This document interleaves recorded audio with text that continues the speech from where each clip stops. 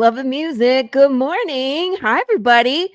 It's me, your hostess with the hottest coffee around. I got my Scully Yeti here today, my fancy one. Ooh, full of delicious, delicious coffee. And I'm here on NE1 World Showcase. It is I, Laurie Calcaterra. I don't remember if I said that part. Sorry. Need more caffeine. I'm so excited to be here live today. I love that. I love live shows. I like when we have to pre-record to get everybody in, but I love the live shows because you, my chat, have a special place in my heart where you get to ask the questions and come along for the ride on the show. I have a great guest today. Someone who I've had my eye on and kind of been watching them from, behind the screen. And Phil's been doing all sorts of amazing things in the indie comic book world. And I'm so excited to meet him today officially, since he and I have been like moving parallel lines for a while. But he's been doing this a lot longer than I have. So let's just say that. Good morning, everybody, by the way. Oh, George, thank you for being here. George, I miss you, man. We got to hang out. I got to talk to you.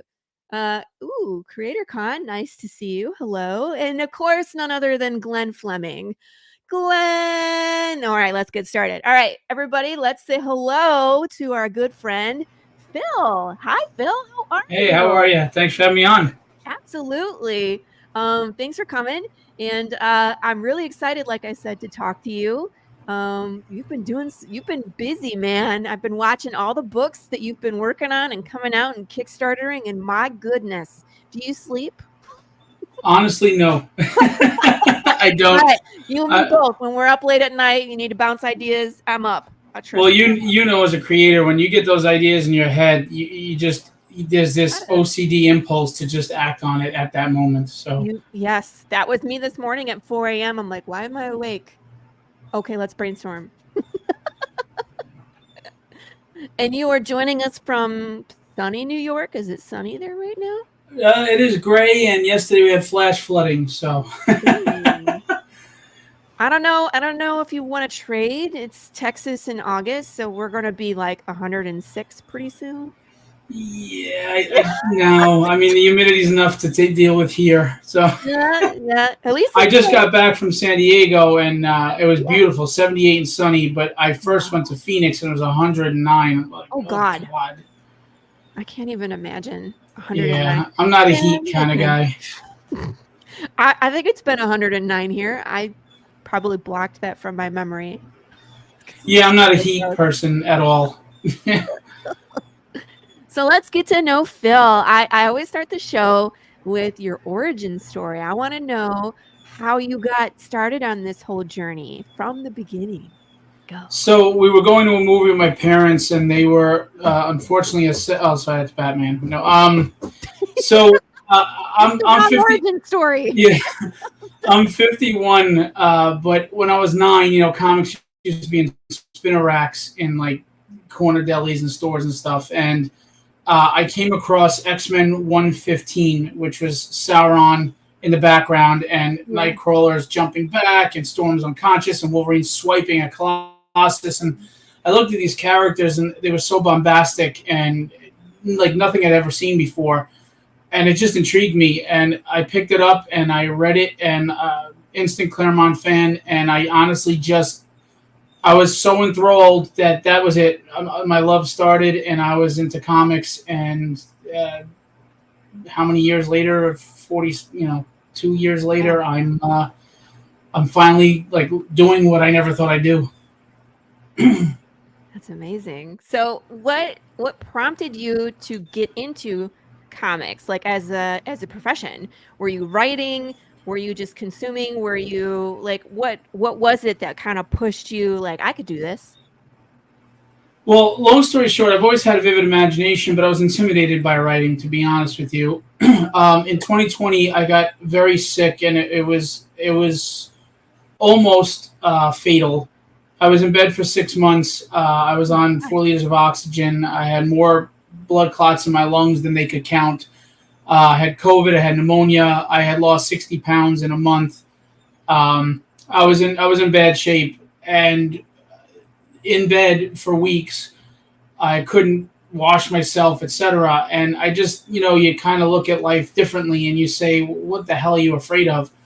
And I was just laying there, so I started to write tragedy, and I just haven't stopped writing since. And I'm the kind of person that if I don't like the way something's going, I'm going to do it myself. Yeah. And I didn't like the way conventions were going, so I started running my own conventions. CreatorCon is actually me. Um, I didn't like the way art repping was going, so I became my own art rep. And I didn't like the way comics were being written anymore, so I started writing my own comics. And I want to. I love this medium so much. It helped me through a rough childhood. It helped me through a lot of times, and I just want to put out quality stories with quality art as best as I can, and hopefully they resonate with people. Yeah. 100%. That's a journey, man. 2020 was an interesting time for a lot of creators. I interviewed quite a few people about their journey, and I feel like 2020 was the stepping off point for a lot of people.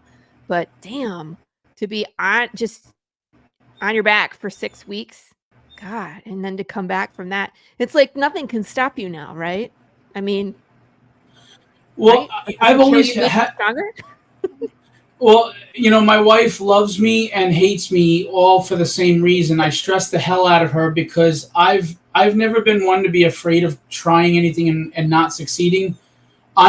My fear is living with regret. I don't want to look back and say, what if I tried? So I'm not one that worries about appearance. I'm very raw and honest, and that includes my ventures, the things I Mhm. get into. So if I were to try comics and it just didn't work out, I'd say, okay, I'm not good at it, or it wasn't worth it. It didn't, whatever the case may be, and I'd move on. But at least I'd know I tried, and I could be at peace with that.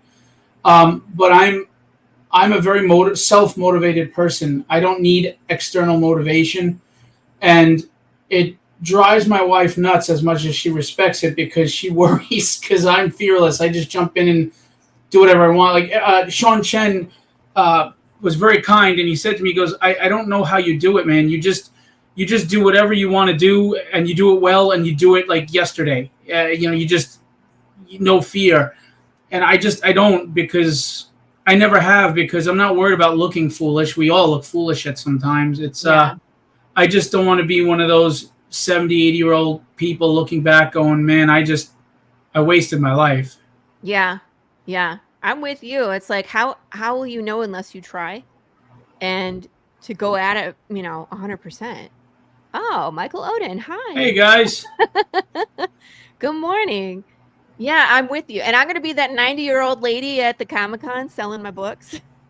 Yeah, and look, Ramona Fraden just died at what, 97, and she was Mhm. drawing right up until the end, and she was drawing beautifully. So, I Yep. mean, we don't know if we get another crack at this, so we might as well make it count. Nobody gets out of life alive. Right. This is it. You only live once, and I'll unlike my sleep when I story. die. Yeah, exactly. Phil and I are both up at 4 a.m. It's fine. So, out of your plethora of comics, which ones are you writing? Like, how are you involved in? Do you have so many? Why don't you name them and then let's, talk about all these different, how you're involved? Well, Tragedy is my flagship Amazing. title. I write all of it, and I'm on issue 33 script, and we've Wow. published 6 issues. I wrote all of Diary of Dread except for a 10-page preview story that is by Charles Santino from Marvel Comics. I wrote Dynamics. I have 6 scripts written. I wrote the prose book, The Devil's in the Details, and I wrote Withered, which starts in that prose book, and I wrote the first 6 issues of that. So everything that NE1 has available, I've written all of it. Wow. Holy Yeah. moly. I've said this before, like John Westhoff, who is here right now, Hey, John. manages so many different titles. Anybody that is currently working on several different projects at the same time, God bless you. I don't know how you do it. I don't have the capacity to jump around, at least in the marketing and the Kickstartering, and you know what I mean? I don't think that's even a word, but it is now. Kickstartering, it's a thing. But I mean, it's just to me, that's so much pre-planning and thought that goes into every single campaign. And so when you're planned out for the year, like we're going to do tragedy and then this one's next. And you know what I mean? When you have it, that's incredible to me. And that's kind of like the next level. Well, thank you. Hashtag life goals, right? So By the good. way, a real quick shout out, because Sean Hayden is here in the Hey. chat, and he's going to be the inker on Tragedy starting with issue 8. And we're going monthly with that next year. So, because Sean's part of the Philbo team, we're happy to have him. And Reese Art has been doing some amazing Tragedy art, and he just posted something for Arcane Syndicate, and you should hire him if you're looking for an artist. Great people, the good ones in the community that we really should be gravitating towards and hiring. That's great. Yes, and I love that we support the people that work well with us, because that's what's important. There's so many. You know what? And I digress. This is something that NE1 and ASAP offer as a service, and I think it's really valuable to creators who don't have that under their belt to know who's reliable and who's not, because that cuts out so much time. I've been burned before. I know you have been burned before by artists that say they can deliver and then don't. So when you find guys like this gentleman right here who is reliable and can do great work, God bless you guys. I love you. Thank you. We will definitely share your names out there and hopefully continue to, get you work. George is, in a huff now because I didn't mention him, of course. But George is always in a huff. It's okay. That's where he lives. Attention-seeking whore. It's just terrible. George is doing a lot of lettering for a lot of my books as well, including Arcane Syndicate's coming out. George is very talented, and he's a good guy if you could put up with the diva attitude. And DM Ray, I publish his book Madcaps, which is a fantasy book. So check out DM Ray's page.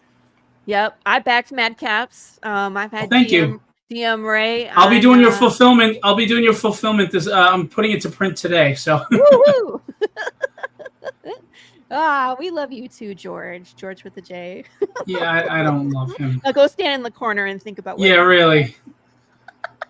So needy. You gotta love it. Letterers, though, it's like we're the redheaded stepchild. We don't get recognition. No, you guys are the last line of defense, because the book can look beautiful, but if the letters look bad or if it doesn't read well, it doesn't matter. Yeah. You ruin the whole thing. So letterers are people can excuse art to some degree. They can even enjoy a story with mediocre writing, but if the lettering is bad, that's it. The book is done. It stands out, and that's the thing is when you do it right, no one pays attention to it. I agree. There's nothing wrong with red hair, Eric. Nothing. I used to have reddish hair. My nephew is a redhead. My nephew was born in June. We weren't sure. My brother has brown hair like I do. Congratulations. Thank you. My sister-in-law has red hair, and so we were placing bets on whether the kiddo would have. He turned out with red hair. I had red hair, and then when I got sick, it went gray in 2 months. And my wife looks at me, she goes, "My job is done," and she walks away. So. She mean her job is done? Yeah, she made me go gray. It was a promise. Oh my goodness. Hey, we're having a good time, Eric. Thanks for joining us. Having a good old time. Yeah, I have to say, I hear wonderful things about Path of the Pale Rider. I do want to check that out. I've been told that you're excellent writing. Your story is fantastic. I'm very intrigued by it. I really wish you the best of success with it, because indie needs quality books with quality stories that get readership back, and people like you are so important in that role. So, cheers. Thank you, Phil. I'll pay you $20 later. No, I'm serious. No, I appreciate that. So tell us more about your journey. So Philbo Publishing became a thing at what point? Like what year? So I started writing tragedy in January 2020 when I was sick in bed, and it launched in April on Kickstarter. Gotcha.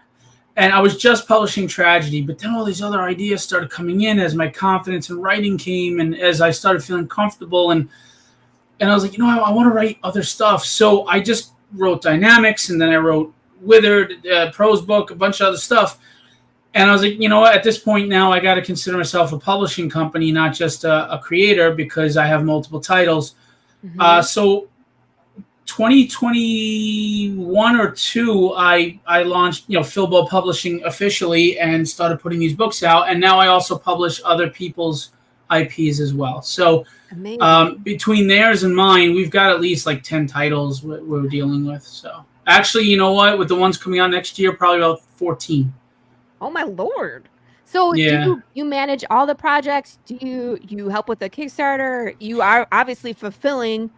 Yes, I manage the Kickstarters and fulfill all of them. But because whoever I publish, they keep 100% creator-owned rights. I'm not here to take any of that away from anyone.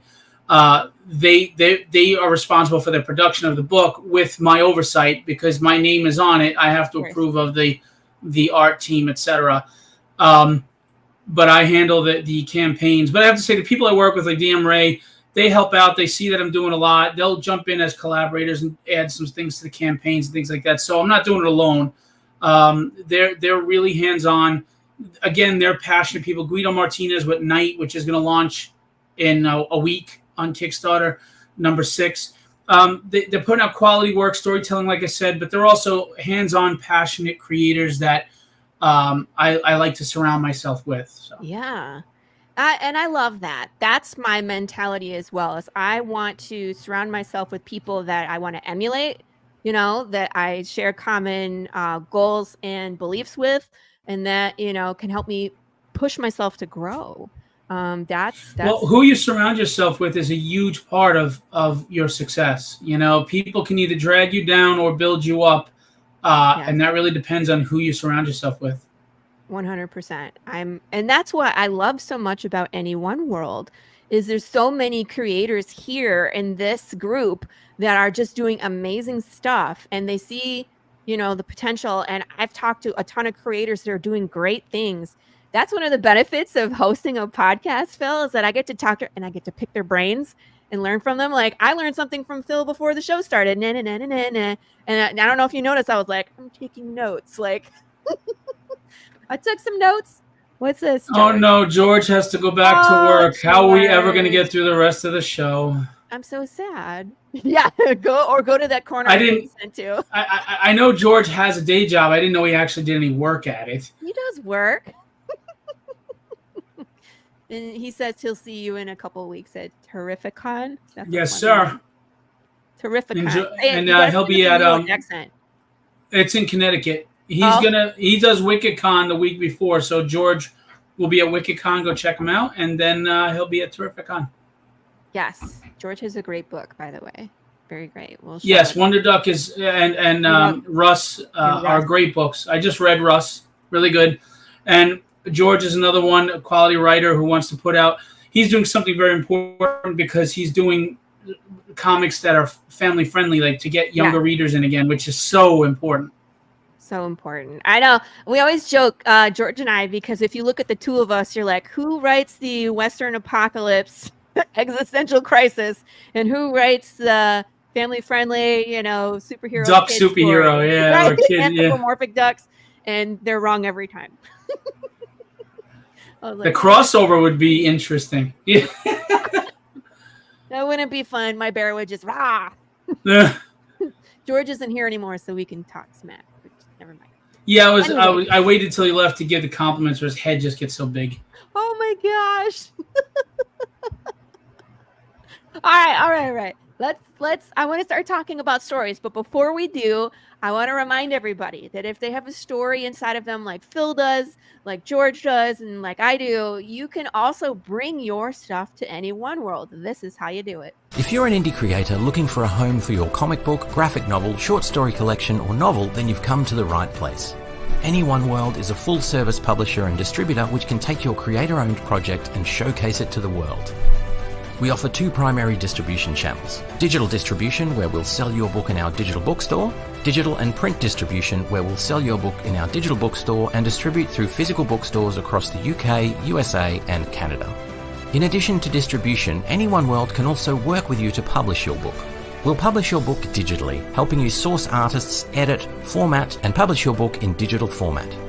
Digital and print. We'll publish your book digitally and produce and distribute print copies of your work. Digital, print and merch. We'll publish digital and print copies of your book and then work with you to design or distribute products and add-ons such as t-shirts, posters, and more. On top of all of this, we can offer additional paid services where required, specifically cover design, editing, and formatting.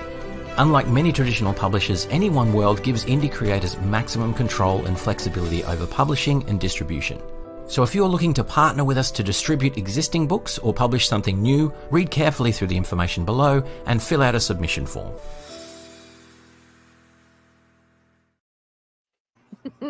And that's how you do it, people. All right, George he heard everything, so we'll have to deal with that later. Right. But he's gone for good now. The chat today is great. I'm enjoying it. All right, friends, this is the part of the show where we take you to NE1world.com. Let's have a 3-second dance break. Well, maybe 5 seconds. Ready?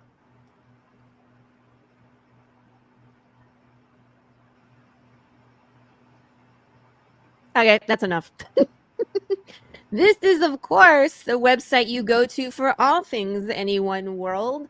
I highly recommend that you come here often because we are constantly, when I say we, I mean Hades. Hades is constantly updating this, adding new projects to the coming soon, changing out the creator spotlight, and also changing out the, the promotions. Here, of course, is the 2 graphic novels. This is Rust 5377 and Path of the Pale Rider, which are available here. So if you're interested in getting a physical copy sent to you, international shipping available, these bad boys are here. I love that they're right up top. Current promotions, let's check them out. 50% off all Darkfire Press titles, 10% off the Pond Bros merch. I wonder how they're doing. They were supposed to run a 5K in the UK. So I have to follow up and see how that went. Buy issue 1 Baylor, get issue 2 for free, or buy any issue from the Omen Revelation collection, get another issue for free. That's quite a deal. Let's see what's coming soon. Zach's book is coming soon. When? I need to know. You can pre-order it now. You can pre-order Nathaniel Hicklin's book, which sounds super amazing. I got a chance to pick his brain not too long ago. Some more people I have not met yet. It's good stuff. And of course, Nathaniel is our showcase this week and our featured creator, Morgan Quaid. Lots of good stuff here. So these blue buttons, this is where you go. Sorry if I scroll super fast. Oh, hey, Laurie. Hey, how you doing? Welcome. We're going to go to search by creator. And that's going to take us to this lovely page. And now I am so impressed with how fast this page is growing. Yeah. It's nuts.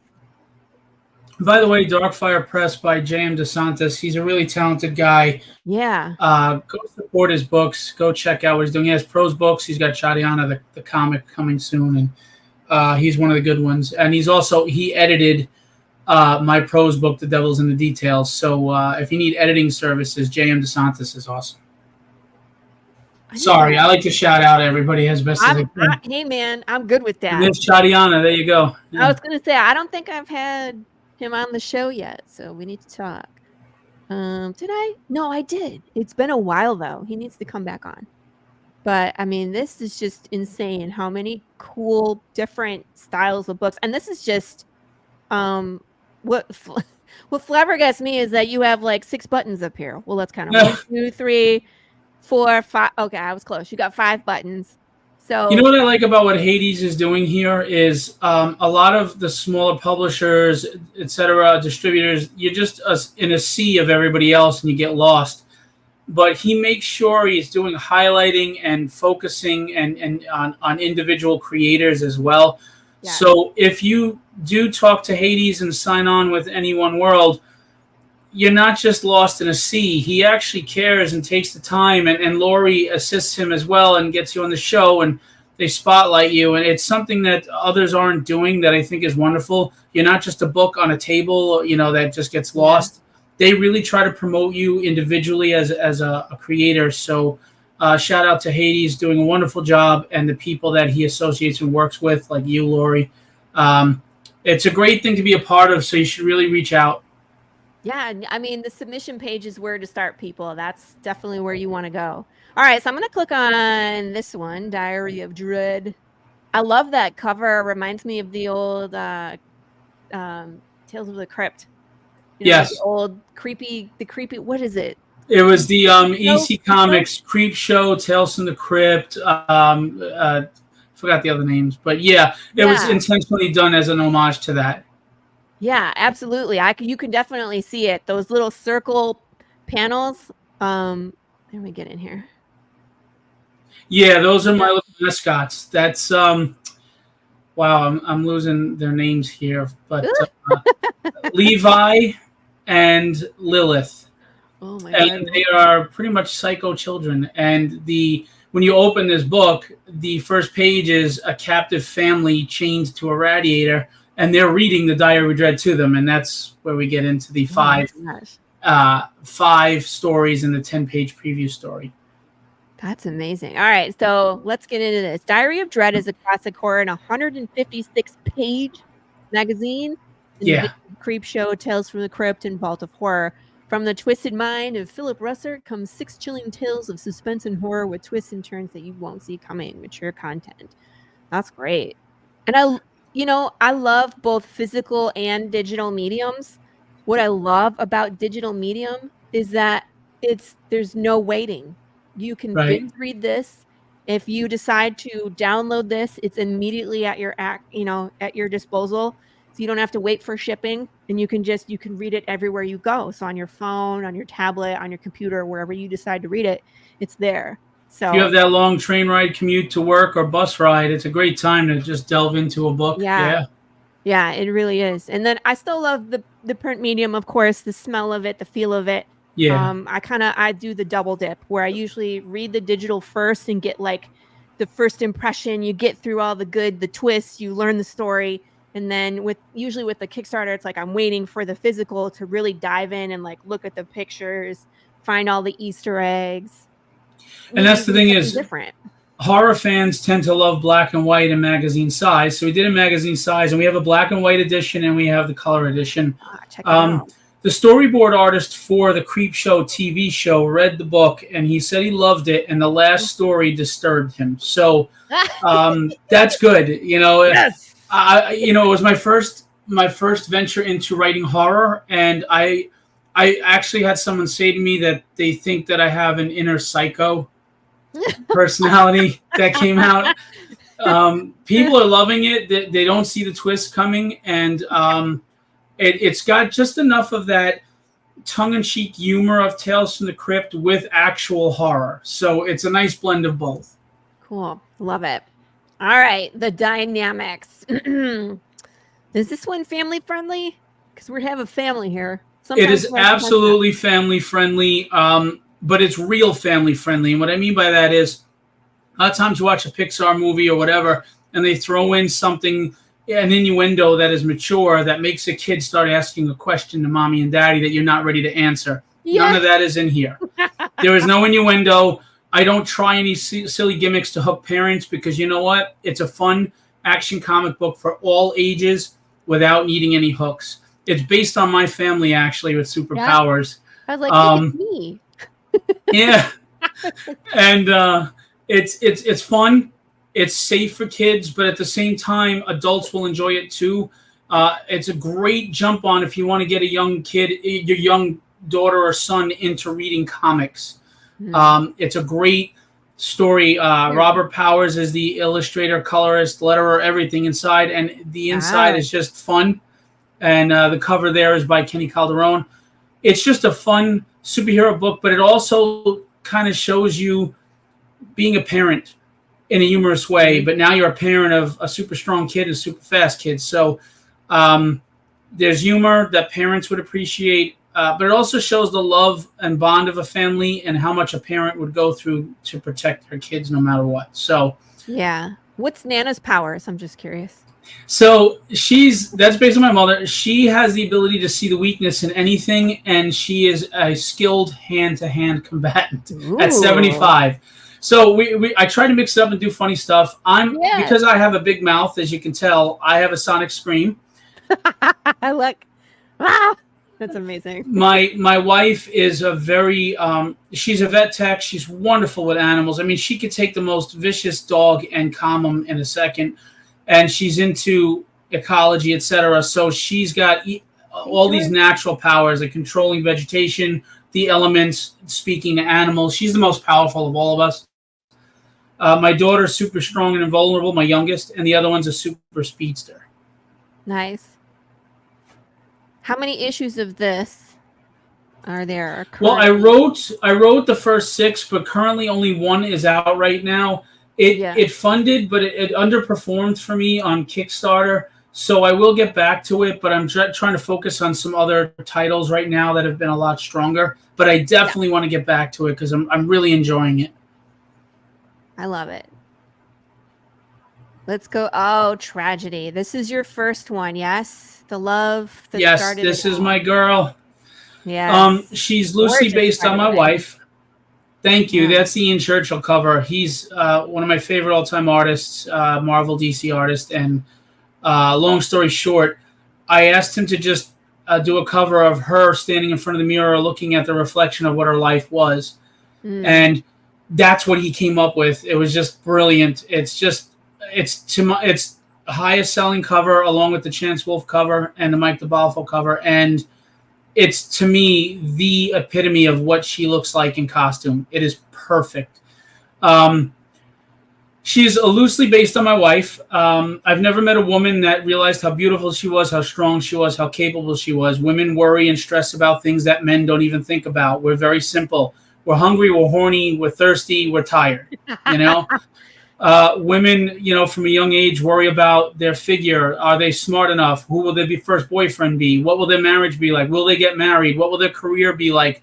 Are they able to handle this? And they're their own worst enemy. And I wanted to create it. I don't like the way they write women these days because they make them so infallible and flawless. I think it's insulting. Women go through things that men will never go through, and vice versa. But in regards to women are their own body betrays them every month, and they have to deal with those things while still working or being a mother or both, and just facing the day. And they aren't infallible, and that's their strength. Hey, Jim, their strength is that they sometimes want to just quit, but they don't. That's the hero in them. The strength is that with all their self-doubt and with all their stress and pressure they put on themselves, they still get up and get it done. So I wanted to write a character that she's living a life she doesn't want.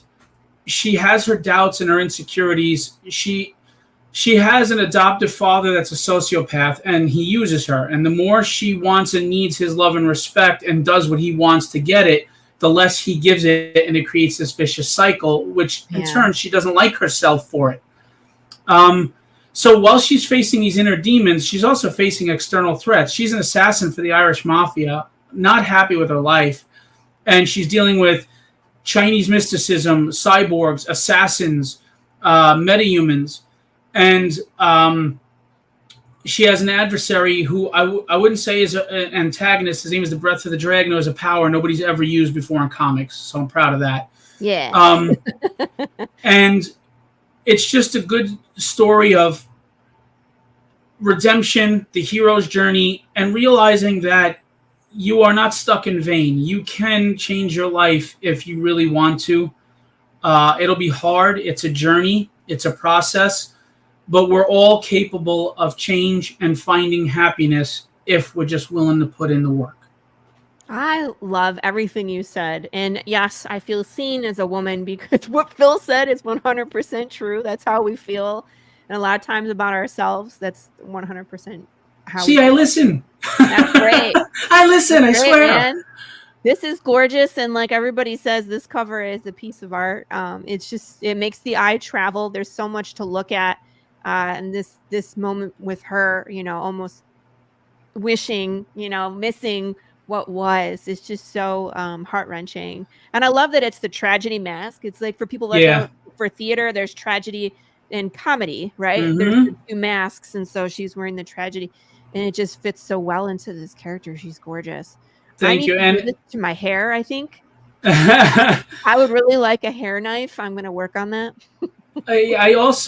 She doesn't win every fight. She has villains she can't beat on her own, and because I always hate this is such a lazy storytelling scheme. I hate this. Like I'll use the Spider-Man movie example where they had the three Spider-Mans together. Yeah. Willem Dafoe in the middle of the movie as Green Goblin comes out and he kicks the crap out of everybody. He was so badass. You were like, oh, this is so good. And in the third act, all of a sudden, because Peter's angry, he beats him easily. I hate that crap. If I go up against a professional boxer, it doesn't matter if I get angry or I have a 20-minute montage. I'm not beating him, no matter how many times I fight him. And I wanted a character that isn't going to win every fight, but her strength is that she gets up and finds a way to fight anyway. And if she does find a way to win, it may be through help. It may be through using her mind. Because look, let's face it, we don't win every fight. Right. But we get up and we keep fighting, and that's the key. So she has a run-in with Breath of the Dragon in the first issue, and it does not go well. Well, I would hope for a first time, like a first issue. I'm agree with you. A lot of times women are so overpowered and there's no flaws, and it's just like what do they call that, Mary Sue? Where there's no flaws at all. There's no character flaws, and there's no way for them to lose. And it's like, as an issue 1, that's where you're starting. There's no character growth. Right. Well, she's a badass, and you see that she's a badass from the start, but she just runs into someone that is even better towards the end of the book, and it doesn't go well. But I get yelled at in a good way that they tell me I'm great at cliffhangers. I don't know. You read it and you decide. And in the second issue, you don't get the answer to the end of the first issue until the third issue, and it pisses people like, you son of a bitch. That's how I write too. I wrote a cliffhanger on number 2 that we're just getting to in issue 5. So I feel you, where it's like, remember that thing that we left you hanging? We're finally gonna get there. So, but I love that. I love stuff like that. Yeah, and it keeps. Yeah, you don't have to force feed everything to everyone. Sorry. Right. No, you're good. Trust your reader. Trust your reader that you don't have to narrate everything like Morgan Freeman in The Wormhole. You can let the art do some of the storytelling. You can hint at things. Simple sentence can say a lot. Like in Tragedy 1, the mother's talking to her, your father's proud of you, and this and that, and we love you, and this and that. She's like, yeah, well, I forgot what the mother said, but her response was, yeah, I'm an assassin in something in assassin's clothing. Like, just that simple sentence tells you so much about her without having to beat the reader over the head. Yeah. I don't want to run out of time. I want to go ahead. About your other stories. Tragedy obviously has a special place in your heart, and we all need to go check that one out for sure. But real quick, tell me about Withered, and then tell me about okay. So Details is an 89-page short story book with 6 short stories that I did. They're all theological fiction. Some of them are more science fiction based. Some are more just spiritual. It's not preachy religious over your head. I'm not a Bible thumping person, but I am spiritual and believe in God. And it was just me approaching 50, wondering why God lets all this bad stuff happen. And I came up with some interesting different ways, which leads to Withered, which is the first short story, which I continue in a comic book. And that story is basically God. Time is not a construct of the human mind. It is actually this omnipotent, malevolent being that is consuming us over time, our life energy, to strengthen itself. Its sustenance is our life force. And that's why we grow old, we wither, and we die. It has fought God and imprisoned God, and that's why he's not in charge, and we're not in the utopia we're supposed to be. A great war happened because Satan is this thing's right-hand man, but Satan has his own plans. He's the real villain here. Yeah. And 7 archangels, 4 of them got wiped out. Only 3 exist, and they are recruiting humans before they are consumed by this thing on their deathbed to be angels, those who have had faith, etc., to help fight the war against this thing and rescue God. It is going to go into so many different things, other gods, will be Yeah. recruited. You know, we talk about Hades, who runs NE1 world. Well, there's Hades, the lord of the underworld. There's Hela, the queen of hell in Norse. So they're going to be bolstering up their army with Egyptian gods and Greek gods, etc. There are supernatural elements like werewolves and vampires that are demons. This is going to go all out into supernatural. It's not just angels and demons, but it is a badass story that's centered around Joshua Brightson, who was a man who in the prose book died at 91, became an angel, but he misses his family. And he can't lose his attachment to his family, and they're telling him he needs to. So there's a little argument with him and Archangel Michael, because Archangel Michael's never been a human. Right. His love is to God, where Joshua's love is to God and his family. So there's a little of that going on in there. All of these sound amazing. I don't know about you guys that are watching, but oh my gosh, go to this collection. Let me drop it here in the chat so you can very easily go. And like I said, instant gratification. You guys can download these and start reading these right now, which is super cool. Here we are. And what I like when you guys are in the creator collection, so say you're on this page, if you click on the Philbo Entertainment Collection for Diary of Dread, or you click on the one for, let's say, for Tragedy, it takes you to the same place. It takes you to the same collection. So it doesn't matter which one you click on, you'll be here with everything. So you don't have to go back out and come back. So it just makes it easy for you. So Phil, before we wrap up the show, tell us more about what's on your plate. What's coming next? All right, so I'm about to fulfill Madcaps, which is a fantasy Dungeons & Dragons story written by DM Ray and created by DM Ray. If you're interested, reach out to myself or DM Ray, and we can work on getting you some issues. I will also have some available soon once the print run's done at conventions. I have Night issue 6 coming out by Guido Martinez in Argentina. That is an awesome story. That it's like an urban fantasy superhero action tale, mixing D&D elements with superheroes. It's a hero whose personality has literally been split into many different areas. He's trying to find his different personalities. It's it's an allegory for finding oneself, and it's a great story, great art, etc. Arcane Syndicate. The government has sanctioned the classic monsters: Frankenstein monster, Dracula, a creature from a certain type of dark lagoon, the Phantom of the Opera, Invisible Man, the Mummy, and the Wolfman, as part of a government agency that combats supernatural threats that threaten the world. But also Vlad the Impaler and Nosferatu exist, and they all are vying for who they feel is the true vampire king. So there's a lot that I have a lot of subplots in this story. It's fun, it's got humor, but it's also packed with action. And you have never seen these monsters written like this before. I guarantee it. It launches September 14th this year. It's a 24-page floppy, and I'm telling you, don't miss out on this. You're gonna love it, especially if you love the classic monsters. It's a friggin' blast. Cool. Are you going to any cons? You're going to be with George at... I will be at Terrificon in a week from this weekend.